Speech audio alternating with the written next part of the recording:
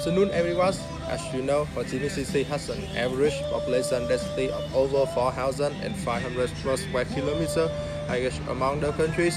The city population has doubled just from 4 million in 1990 to more than 8 million in 2016, just in 2 decades. Currently, the figures well beyond 8.7 million, and as a worker travel in from neighboring province for business, while at least 200,000 to 400,000 people migrate from rural areas to the city every year, which makes Ho Chi Minh City actual population fluctuate over 14 million. And according to the recent studies, the annual population growth is about 200,000, and the annual rate is about 2.3% per year, emphasize the rapid growth. The number of transportation in Ho Chi Minh City is recorded at 8 million up to now, increased by the taxi housing registration monthly. It is said by the Ho Chi Minh City Minister of Transport. He also stated that the increase caused several serious traffic jams on the key roads every day. For developing economy, cities like Ho Chi Minh City is given priority in transport and infrastructure development projects such as international airport and metro, along with the more vibrant urbanization process. The increase in population has made the land front increasingly narrower, putting great pressures on the demand for housing in urban areas.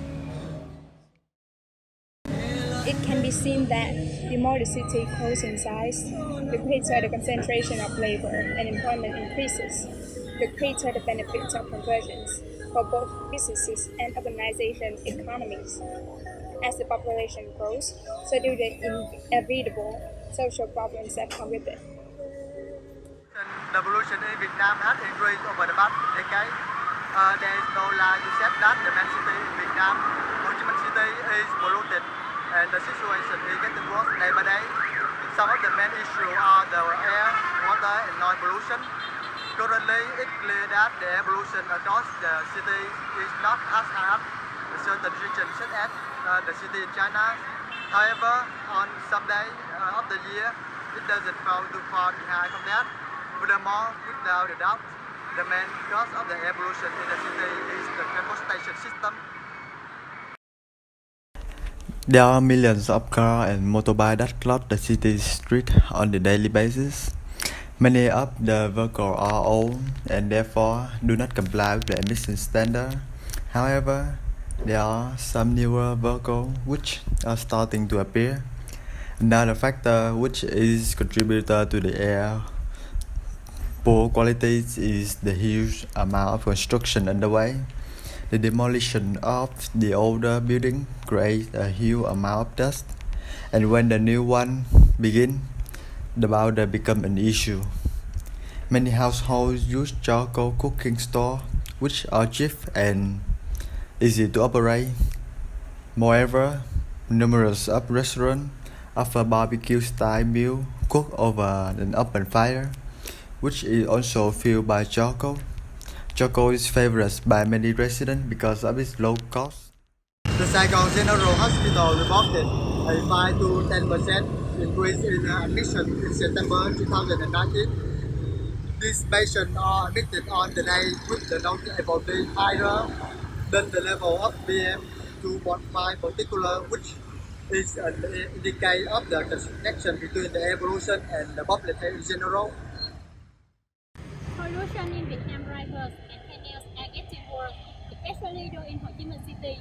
According to recent studies, nearly 2,000 of Ho Chi Minh canals have become contaminated with domestic and industrial waste. Local report that the canals give up a horrible smell and also have been poisoning people's health.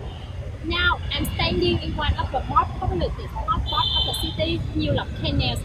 The water here is dusty and smelly, which makes the neighborhood complain about its direct contamination.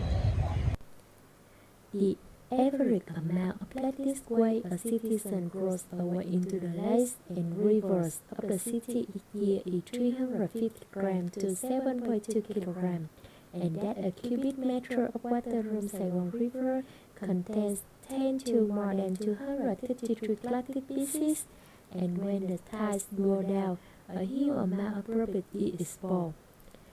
According to the research on industrial wastewater, about 60% of waste sources have wastewater treatment systems before being discharged into local streams, while the remaining sources are only treated through a preliminary system equipment, even dumping waste directly into the environment. Whenever I go along this way, I have to cover my nose. My house nearby, so I have to close the door every day. Although the government have made a lot of effort to clean up the canal, but it still remains foul smell and pollution such as trash. I think the real problem is come from the local and immigrants who come from rural areas. They don't care about the weather because they don't have much knowledge about how to protect the environment and prevent contamination. Noise pollution is also a concern, but not many Vietnam people care about. There are three types of noise pollution. The first one is transport noise. We are currently on Pan Street in Ho Chi Minh City. At the time frame is not too big, but there is still a lot of noise from cars on the roads. According to official statistics, there were around 5 million motorbikes on the capital roads last year. This is the main problem of the city, as the number of vehicles is increasing day by day. In industrial zone, the problem is even worse, but it only happened in the suburb of Ho Chi Minh City. Sound pollution in these areas is caused by many reasons, but mainly due to the factories nearby. This has increased the intensity up to 85 decibel. This noise refers to the noise created by the use of machines, gadgets, and other appliances. Moreover, in many residences, neighbors argue and scream, not to mention singing karaoke for several hours from the afternoon to midnight. In Ho Chi Minh City, I have a parking spot with a noise detector also have violated acceptable level according to the survey regarding noise pollution can have long-term effects such as loss of hearing. It can also lead to sleeping disorder and high blood pressure, while children can suffer cognitive impairment. Though urbanizations yield several positive effects, if it happens within the appropriate limits, such as technological and infrastructure advancement, improved transportation and communications, quality educational and medical facilities. Extensive urbanizations mostly result in adverse effects, and it must have urgent solution. So we should build more sustainable and environmentally friendly cities by recycling and environmental campaigns, pollution management, renewable energies, green public transportation, and water recycling and reclamation. We could promote the economic development and invest in other potential provinces and create more job opportunities so as our country population can be distributed balancedly. In education, we must raise the awareness of children about environmental protection. In addition, it is advisable to limit the use of clean chemicals when handling silver blockage, as this will inadvertently introduce a new hazardous waste into the environment and also cause water contamination. Country need to build a strict legal system on environmental protection, and punishment must be really strong for those who violate.